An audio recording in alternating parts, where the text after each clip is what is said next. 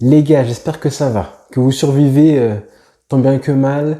La bombe a éclaté à 2-3 heures de ça au moment où je parle. Messi va donc quitter le Barça, c'est 90% sûr. Il y a encore un petit espoir, j'en parlerai plus tard, mais voilà, le Barça donc ne peut pas assumer le salaire de Messi, ne peut pas inscrire Messi dans l'effectif de la Liga.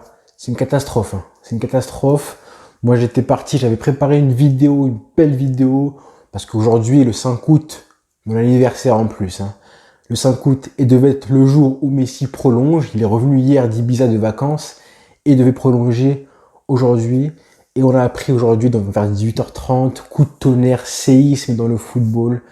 Franchement, honnêtement, je ne réalise pas. Je ne sais pas si vous arrivez à réaliser un petit peu ce qui se passe. Moi, j'ai beaucoup de mal. J'ai pris un petit peu de temps pour faire la vidéo parce que vraiment, je ne réalise pas ce qui se passe.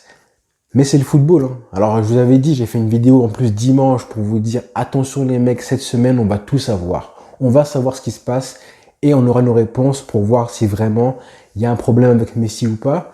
Tout allait bien, on pensait qu'il allait prolonger. Là, il y a 2-3 jours, il y a 2 jours plus tôt, on apprend que la Liga a vendu 10% de ses parts pour pouvoir un petit peu soulager les clubs espagnols et redistribuer un petit peu d'argent. Et finalement, on apprend que Tebas, j'explique un petit peu ce qui se passe, c'est que Tebas, du coup, offre cette espèce de prêt bancaire au club en échange que le Barça, le Real et l'Atlético Madrid ne participent pas à la Super League. Voilà, il y a des clauses dans le contrat qui interdisent au Barça de jouer la Super League. Et c'est très malin. Monsieur Tebas, qui est le président de la Liga, fait vraiment une masterclass en faisant ça. Ça met complètement même Laporta dans une situation compliquée. Ça le force à choisir entre Messi et la Super League. En gros, soit tu choisis Messi, donc en gros, tu gardes Messi, je te passe ton argent, hein, le fonds d'investissement, et tu peux garder Messi, prolonger et Messi, et donc aussi faire signer les recrues dans l'effectif de la Liga, soit tu choisis la Super League avec l'argent qui découle de la Super League, mais tu ne pourras pas prolonger Léo. Donc voilà, c'est un petit peu ce qui se passe, hein, c'est vraiment et ça met du coup Laporta dans une situation très inconfortable. C'est vraiment très malin de sa part. Il nous l'a mise à l'envers, hein. Monsieur Tebas, il a été très malin sur le coup, c'est une masterclass pour moi, ce qu'il fait. Mais vraiment, je ne réalise pas ce qui se passe, c'est vraiment très compliqué. On croyait vraiment... Là, on sait maintenant que Messi était d'accord pour prolonger avec le Barça. Rappelez-vous, il y a un an, c'était une catastrophe.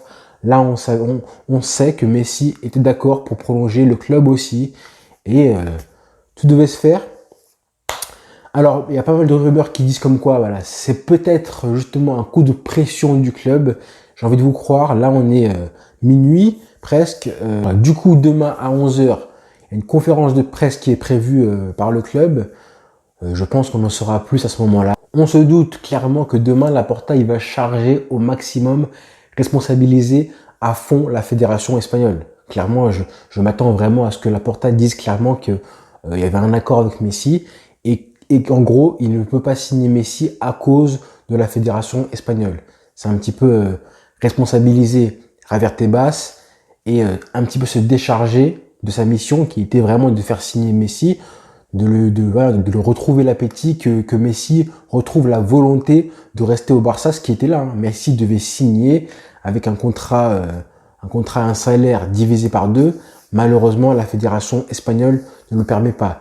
Donc maintenant, évidemment, on a eu des informations qui ont fuité et on sait déjà que le PSG est favori pour le recruter.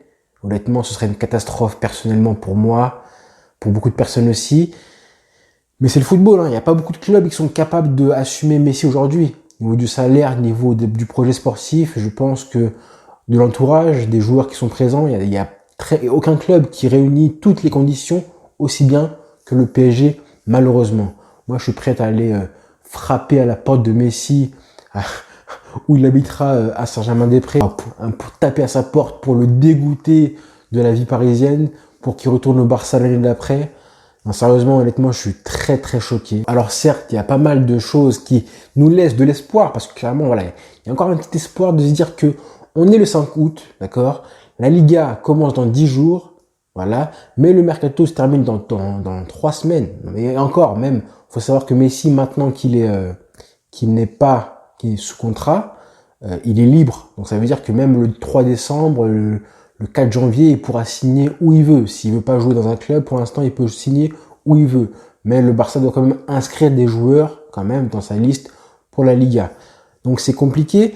Il y a quand même des motifs d'espoir parce qu'on voit que le club a lancé un communiqué très très basique. Pour Messi, la plus grande légende de tous les temps, je rappelle que par exemple pour Rakitic, rappelez-vous il y a un an quand il est parti, il y a eu 13 publications sur Twitter, Instagram et tout, c'était une catastrophe.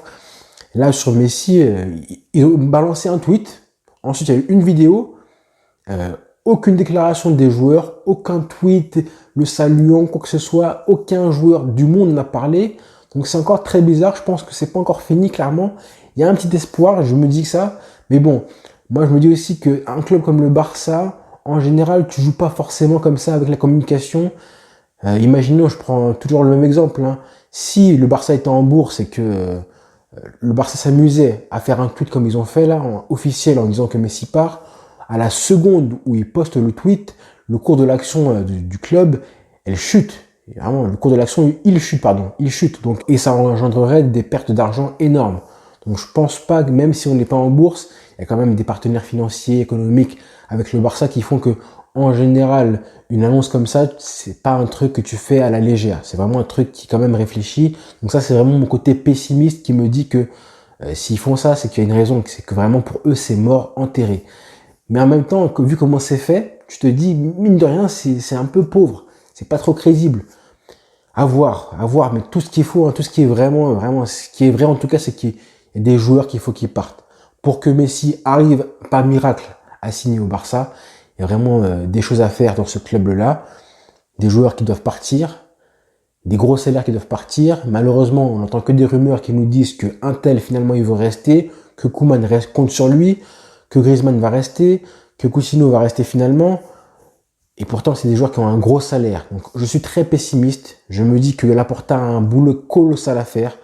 Et le pire dans tout ça, c'est qu'on entend même que finalement, il n'y a pas que Messi qui pourrait être le pas inscrit pour la Liga.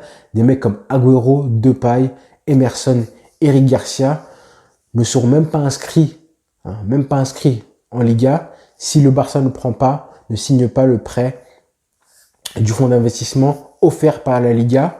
Donc là, c'est clairement Bartomeu, Laporta, qui est le responsable, clairement. Hein. Il a passé son été à nous dire tranquillo.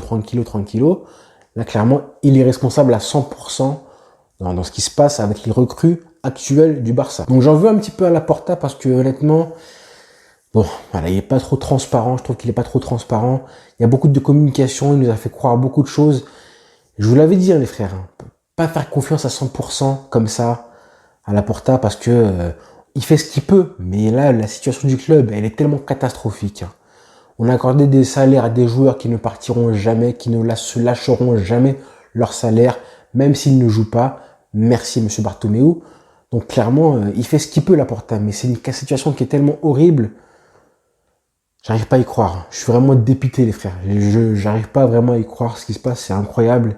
Et tout ça arrive le jour de mon anniversaire, le 5 août. Donc voilà, les frères. À suivre, hein, affaire à suivre. Demain, je ferai une autre vidéo parce que là, mais vraiment, je suis dégoûté que ça se termine comme ça, là.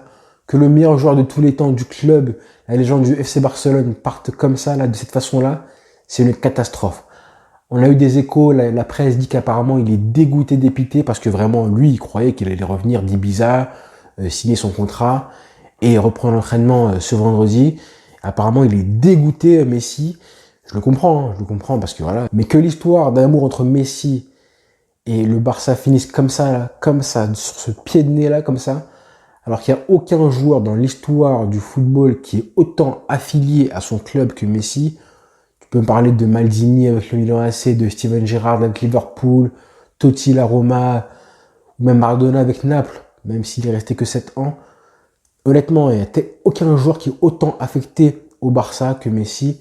Et que ça se finisse comme ça, là, ce serait vraiment Bartomeu, il aurait réussi à détruire le club, détruire Messi de A à Z. Donc voilà, je suis dégoûté, mais j'ai encore de l'espoir. Mais quoi qu'il arrive, hein, jusqu'à la fin des temps, on restera fan du Barça.